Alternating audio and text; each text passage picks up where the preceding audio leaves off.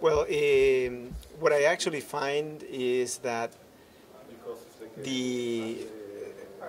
really when we think about distortions, there are many different types of distortions. There are distortions that, such as, for example, limiting the growth of firms, and so that's putting a cap on the size of firms, which will essentially make sort of firms that should have been larger be smaller.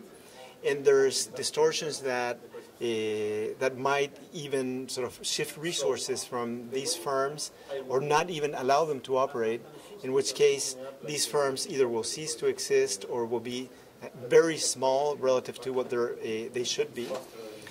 The first type of distortions are the ones that I say that preserve rank, in the sense that if I take two economies, one that is undistorted and one that is distorted, and I take the firms in the undistorted economy, and now in the distorted economy, they have obviously different amount of resources. If the rank of the size of these firms is the same, so that if I had two firms, one was larger than the other in economy undistorted, and it's again larger than the other one in the distorted one, then subject to that proviso, and given the differences that we observe in size distributions, those distortions would not be very large. So what this suggests is, and this is all in the context of the identifying hypotheses that have been used by the literature, which is obviously it's something also to explore.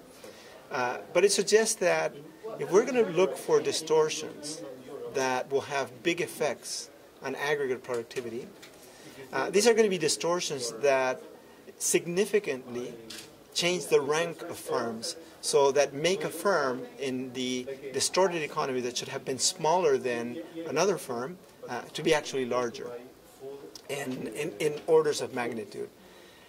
There's been empirical work by C.N. Clino, and it's been done also by IDB, has sort of developed this research in Latin American, a series of Latin American countries, that find actually that distortions can play a big role and then can have a large gap in TFP. What is true also when one looks in more detail in the nature of the distortions that are recovered from the data is that they seem to involve substantial rank reversals. So it points us perhaps to thinking about policies that might lead to these rank reversals. Let me give you examples. For example, if you think of borrowing constraints. So borrowing constraints might mean that firms that are very productive will take very long to reach the size that they should have in an unconstrained economy, and so remain very small compared to other firms that have perhaps already grown out of their borrowing constraints, or for some reason, either perhaps because there are publicly funded firms, in the public sector, I mean firms, that more easily have funds. It will take time for this, the firm that is constrained to grow out of the borrowing constraints and be able to reach their optimal size. During that transition period, this firm is smaller than another firm, which is unconstrained, that is less productive, and that should be actually smaller in the unconstrained economy.